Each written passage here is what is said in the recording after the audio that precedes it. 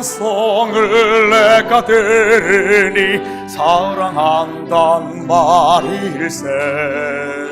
믿는 마음으로 짙게 가오니 나를 용접하소서. 내가 매일 십자가 앞에 더 가까이 가오리. 구세주의 흘린 보배 피로써 나를 정케 하소서. 주여 넓으신 은혜 베풀사 나를 받아 주시고 나의 붉은 뜻 주의 뜻같이 되게 하여 주소서. 내가 매일 십자가 앞에 더 가까이 가오니 구세주의 흘린 보배 피로써 나를 정케 하소서. 주의 보좌로 나아갈 때에 어찌하니 기쁠까. 주의 얼굴을 항상 배우니 더욱 진검합니다. 내가 매일 십자가 앞에 더 가까이 가오니 구세주의 흘린 보배 피로써 나를 정케 하소서. 우리 그 주의 넓은 사랑을 정량할 자 없으며 주가 주시는 참된 기쁨도 헤아릴 수 없도다. 내가 매일 십자가 앞에 더 가까이 가오니 구세주의 흘린 보배 피로써 나를 정케 하소서.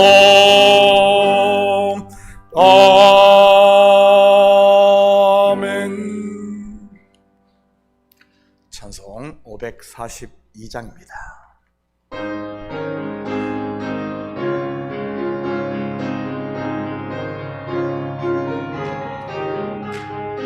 그 주 예수의 지함이 심히 기쁜 일일세. 영생 허락받았으니 의심하지 없도다.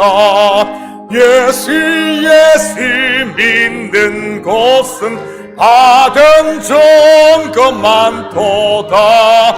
예수 귀한 예수 믿음 더욱 주소서.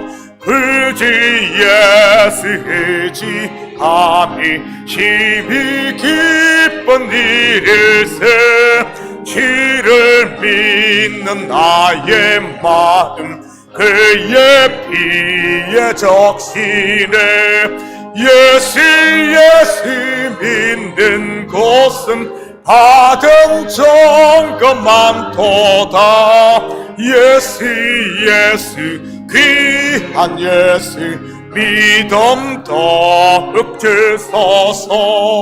그 주 예수 의지하여 죄악 벗어버리네. 아니 받고 영생함을 쉽게 모두 얻었네. 예수 믿는 것은 받은 종금 많도다. 예수 귀한 예수 믿음 더욱 주소서. 그 주 예수 의지하여 구원함을 얻었네. 영원 물금 지나도록 주여 함께 하소서. 예수 믿는 것은 받은 종금 많도다. 예수 예수 귀한 예수 믿음 더흡치소서.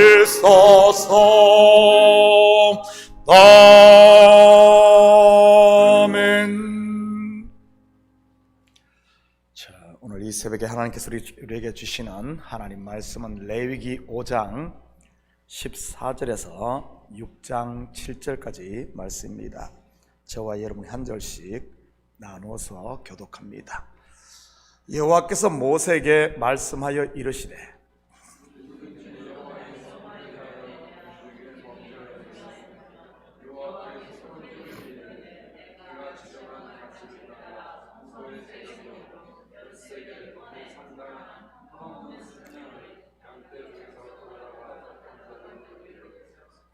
성물에 대한 잘못을 보상하되 그것의 5분의 1을 더하여 제사장에게 줄 것이요 제사장은 그 속건제의 순양으로 그를 위하여 속죄한즉 그가 사함을 받으리라.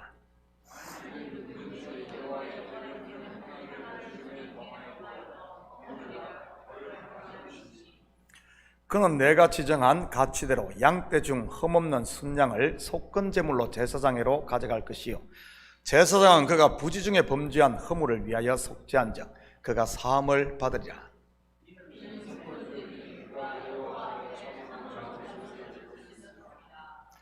여호와께서 모세에게 말씀하여 이르시되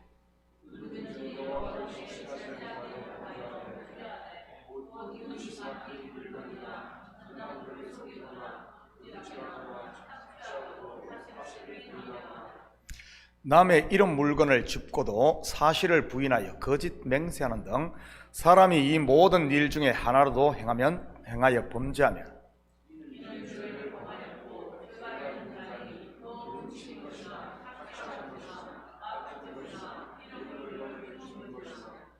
거짓 맹세한 모든 물건을 돌려보내되 곧 그 본래 물건의 5분의 1을 더하여 돌려보낼 것이니 그 죄가 드러나는 날에 그 임자에게 줄 것이요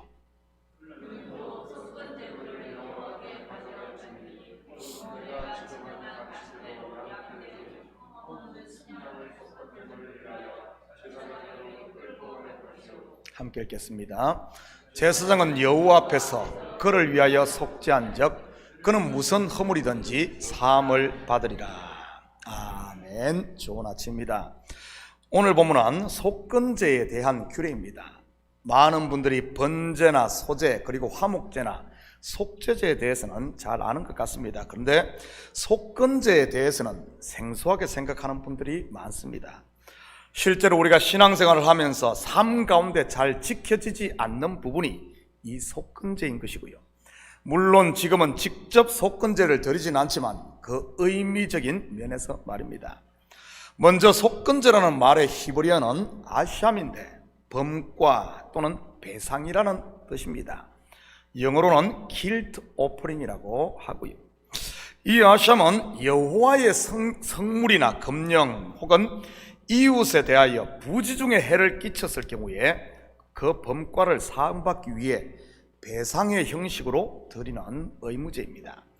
따라서 속건제의 특징은 규정된 재물 이외에 손해를 끼친 액수의 이 5분의 1, 즉 20%를 더 배상해야 한다는 것입니다. 그리고 그 재물은 모두 흠없는 순양이었습니다. 제사의 방법은 속죄제와 거의 동일한데 재물의 기름 부분은 모두 번제단에 불살랐고요. 그렇지만 그 외의 부분은 제사장이 성막들에서 먹을 수 있었습니다. 한편 속건제가 가지는 영적 의미는 하나님 앞에서와 사람들 사이에서 항상 실수하고 넘어지며 죄를 지을 수밖에 없는 인생들을 위해 예수 그리스도께서 친히 자기 자신을 십자가의 배상물로 내어주실 것을 보여주는 것입니다. 오늘은 이 속건제에 대해 살펴보면서 이 시대 우리가 드려야 할 속건제에 대해 공부해 보도록 하겠습니다. 15절입니다. 누구든지 여호와의 성물에 대하여 부지 중에 범죄하였으면 여호와께 속건제를 드리되 내가 지정한 가치를 따라 성소의 세겔로 몇 세겔 은에 상당한 흠없는 순양을 양떼 중에서 끌어다가 속건제를 드려서, 여기서 여호와의 성물을 범한 것이란 하나님께 마땅히 드려야 할 제물이나 헌물을 바치는 데 소홀히 했거나 그릇되이 사용하는 행위를 가리키는 것입니다. 사실 하나님께 드려지는 것은 거룩한 것으로서 더 이상 인간의 소유가 될 수 없는 것입니다. 그것은 반드시 구별되어 오직 하나님의 선한 뜻에 사용되어야 하는 것이지요. 그런데 자기의 욕심을 따라 성물을 제멋대로 사용하거나 하나님께 드리는 것을 소홀히 하는 것은 하나님의 권위를 무시하는 것이요, 하나님보다 세상을 더 사랑하는 죄인 것입니다. 그 대표적인 것이 구약에서는 첫 열매나 11조였던 것입니다. 11조를 소홀히 한 이스라엘에 대해 하나님께서는 말라기 선지자의 입을 통해 하나님의 것을 도적질했다고 책망을 했던 것입니다. 첫 열매와 11조에 그렇다면 실체가 무엇입니까? 바로 예수 그리스도인 것입니다. 그렇다면 이 시대에 예수님의 것을 도적질한다는 말이 무슨 의미겠어요? 그것은 예수 그리스도의 십자가 보혈의 공로로 구원받은 성도가 하나님의 은혜를 은혜로 받지 못하고 자기 욕심을 채우는 도구로 사용한다면 그것이야말로 바로 이 하나님의 것을 도둑질한, 첫 열매를 도둑질한 것이요 11조를 도둑질하는 것입니다. 물론 선물로 주신 성령이나 은혜로 주신 직분도 마찬가지인 것이고요. 제가 한국에서 전도서 생활을 할 때 그런 사람을 많이 보았습니다. 하나님의 은혜를 가지고 은사를 가지고 자기를 위해 쓰는 사람들 말이지. 어떤 분들은 그 은사로 자기가 하나님 노릇하는 사람들도 있었고요. 물론 그것이 악의로 그랬다고 생각하지는 않습니다. 무지해서 그런 것이지.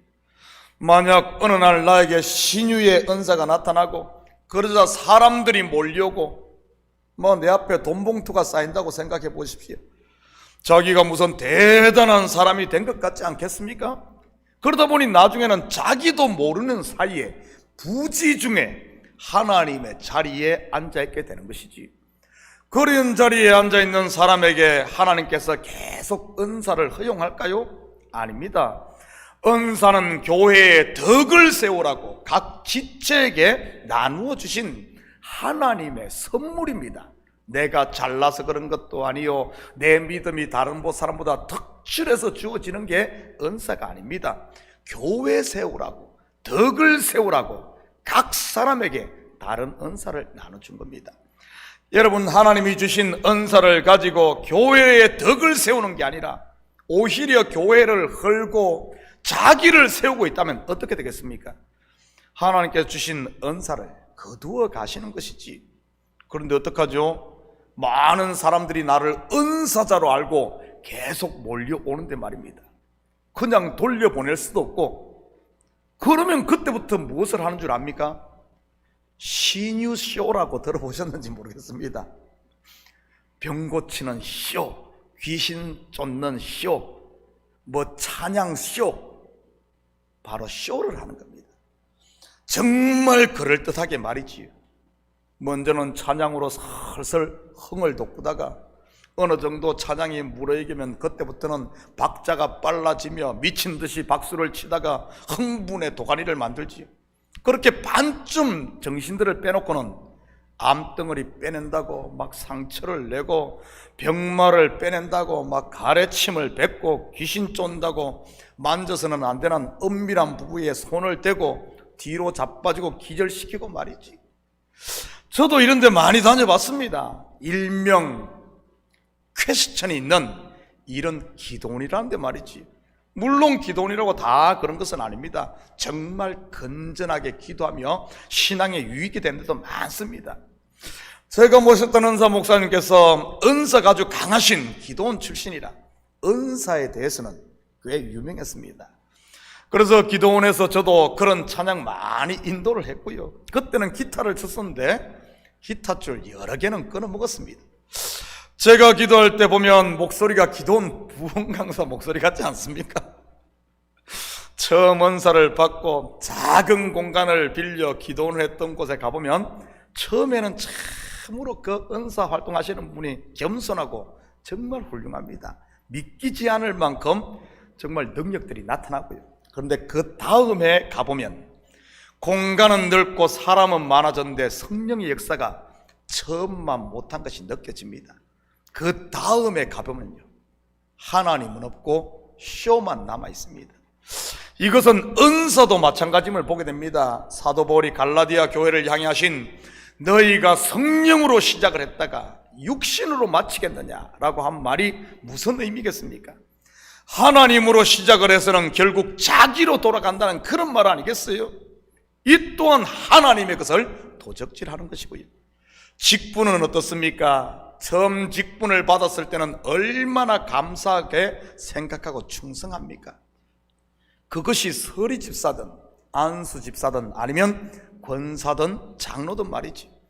그런데 어느 순간 부지 중에 나도 알지도 못하는 가운데 팔에 완장이 되어 있지는 않습니까? 직분이 말이지. 육신에게 져서 그럴 수도 있고 나는 그럴 생각이 조금도 없는데 주위의 사람들이 나를 그렇게 만들어서 그럴 수도 있고요. 바로 영적으로 보면 전부 성물을 범한 죄인 겁니다. 그뿐만이 아닙니다. 심지어 목사에게 시험 들면 평소 잘하던 헌금을 안 하시는 분들도 있어요. 물론 우리 교회는 그런 분들이 없겠지만 저 건너편 교회들 말입니다. 여러분, 헌금을 목사한테 합니까? 제발 그런 분 있다면 목사한테 헌금하지 마시고 하나님 앞에 하시기를 축복합니다. 내가 헌금 안 함으로 교회 재정 어렵게 만들어 목사 그만두게 만들려는 이런 생각은 꿈에도 하지 마시고요. 하나님의 교회를, 하나님의 종을 가지고 장난치려고 하는 것은 곧 하나님을 내 종을 만들겠다는 것이요, 하나님을 대적하는 어마어마하게 무서운 죄이니까요. 이러한 것을 들어 성경은 무엇이라고 하는 줄 아십니까? 이사야 10장 15절입니다. 도끼가 어찌 찍는 자에게 스스로 자랑하겠으며 톱이 어찌 켜는 자에게 스스로 컨치하겠느냐. 이는 막대기가 자기를 드는 자를 움직이려고 하며 몽둥이가 나무 아닌 사람을 들려함과 같음이로다. 이런 것들을 사자성어로 어불성설이라고 하는 것입니다. 도저히 이치에 맞지 않는 말도 안 되는 정말 그런 말이지. 그런데 실제로 우리가 그러고 있지는 않습니까? 이것이 바로 오늘 본문에 나오는 하나님의 성물에 범죄하는 것입니다. 속건제를 드려야 하는 경우인 것이지. 6장 2절 3절입니다.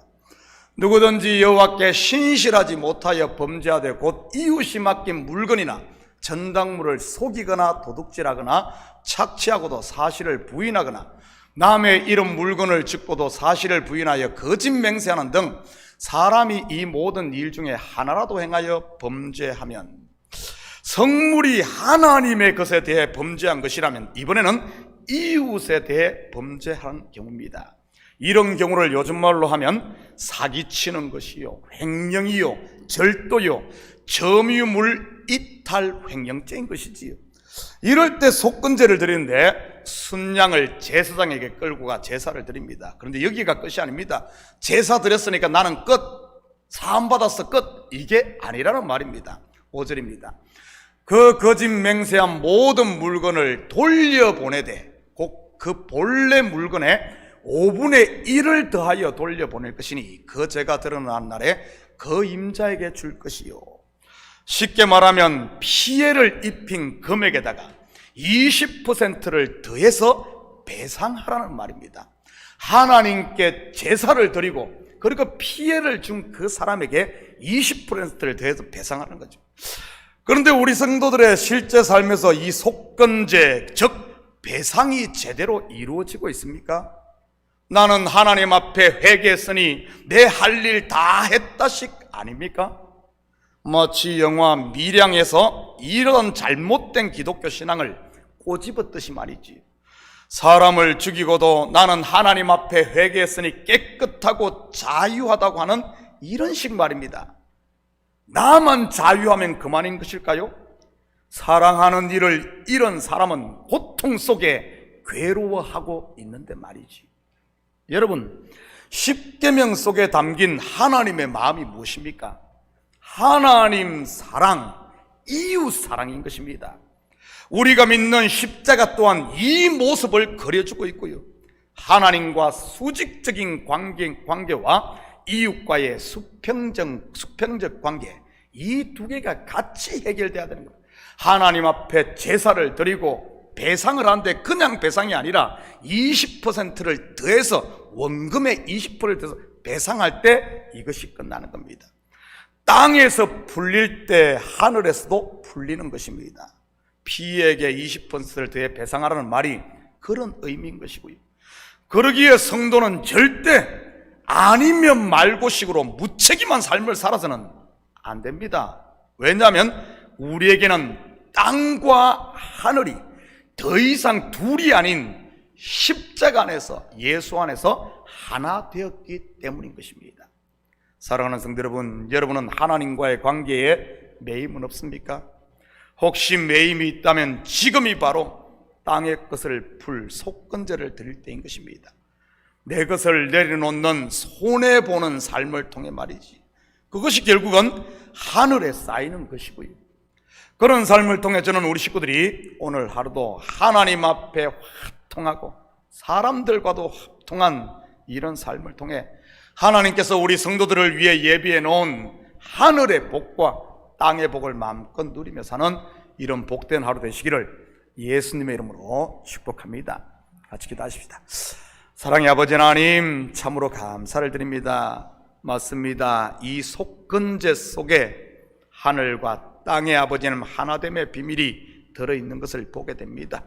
우리가 하나님 앞에서는 회개하고 기도하면서 아버지 하나님, 사람들과의 관계에서는 배상하지 못하고 여전히 품고 있는 것이 있다면 이 시간 이 아버지 하나님 속건제에 담긴 이 비밀을 통해 땅과 하늘이 하나 되어지는, 둘 다 화통해지는 저희들 되게 하시고, 우리 이 땅에서의 삶이 책임감 있는 삶, 아버지 하나님 서로 사랑하며 위로하며 막힌 담을 흘러내는, 그러므로 말미암아 하늘의 물고가 트이는 생명줄이 열리는 이런 복을 누릴 수 있도록 우리 주님 축복하여 주시옵소서. 이 새벽도 우리의 마음을 주님 앞에 쏟아놓고 기도할 때마다 아버지 하나님, 이 기도가 주님께 연락되기를 바라오며 이 모든 말씀 예수님의 이름으로 기도드립니다. 아멘.